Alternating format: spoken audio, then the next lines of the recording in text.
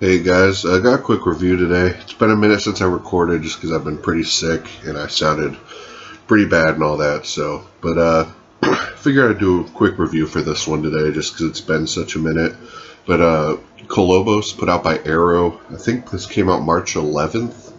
And I had never heard of this at all when Arrow released this. Well, actually, I thought it was like an Asian movie or something when I first heard they announced it. But I looked it up, and supposedly it was when did this come out, in 99, I think? Yeah, I think this came out in... Anyways, I think this came out in September of 99, I'm pretty sure. And essentially, it just got swept under the rug. The slashers were kind of done when this came out again, because this was way after, I Know What You Did Last Summer and Scream and all that, and I think it just kind of nobody really paid attention to it. And it came before all the torture porn movies too, because if it would have came out then, it probably would have done well in the Saw kind of hostile kind of era too. But essentially what it is this girl, you first meet this girl and she's in the hospital and she has bandages all over her face, and then it kind of flashes back to her answering an ad to be in like this real world Big Brother type show where they pretty much just videotape you, everything you're doing. They put you in a house with like 4 or 5 other people. So she ends up doing that, and you have your stereotypical people she's trapped in the house with, like the horny comedian dude, and the slut girl, and the actress goody good girl, and it's weird though, because the main girl you're following, Kira, the girl that you see in the hospital all bandaged up, she gets picked up from like an insane asylum or whatever. So there's something mentally wrong with her. She has scars on her wrists and stuff. And about a half hour in, it's basically pretty much the setup. About a half hour in, there's like a trap in the house that one of the people kind of lets off, and it just pretty much cuts her in half and everything. And that's where like the Saw elements come in, because this whole house is like booby trapped with all these crazy stuff to kill you. And the house pretty much goes into lockdown. Like these metal things go over the windows and the roof and all that, so they can't bust out of the house. And pretty much they're all being videotaped being murdered. So it's pretty much like they're being murdered for this TV show or whatever. And there's like this killer killing them all.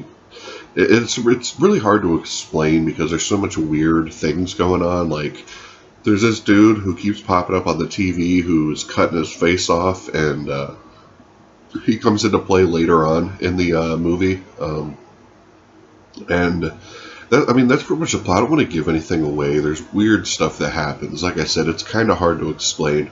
But the movie does have some really good gore. It has some kind of inventive kills. I don't want to give any of those kills away either, but it is what it is. Now, this movie is really hard to recommend for the price they have it set at. I think I bought it for like $27. I don't know if it's worth that, but if it was like on sale for 20, maybe 22, I'd say pull the trigger on it, only because it's a really different kind of movie. Like, you don't really see anything like this. It says it's compared to a movie called My Little Eye. I'd never seen that, but I read the synopsis of My Little Eye, and it could be similar to that. It sounds pretty similar. But if you're a fan of like slashers in general, or especially 90s slashers, I would recommend picking it up just because it feels really 90s. It's essentially more slasher than anything else. But it was just different. It was a really unique movie. So if you're looking for a different, unique slasher, I definitely recommend picking it up.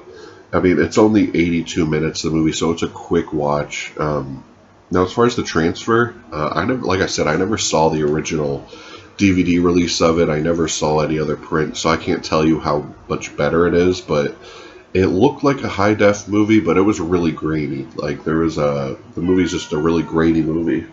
And, there's a load of special features. There's new 2K restoration, English subtitles, which is always good, an audio commentary with the 2 directors, Real World Massacre, The Making of KOLOBOS, brand new feature on the making, Face to Faceless, a brand new interview with the guy who played the killer, Slice and Dice, the music of KOLOBOS, and it's some good music. It's really similar to like Suspiria theme and stuff. And that's another thing I want to say about the movie. It's really Italian movie kind of oriented. There's a lot of colors, kind of like Suspiria. Like the colors on this cover here are real similar to the colors in the movie. But there's a lot of Suspiria, just kind of giallo influences on this. Behind the scenes image gallery, a Super 8 short film the director did with optional audio commentary on that.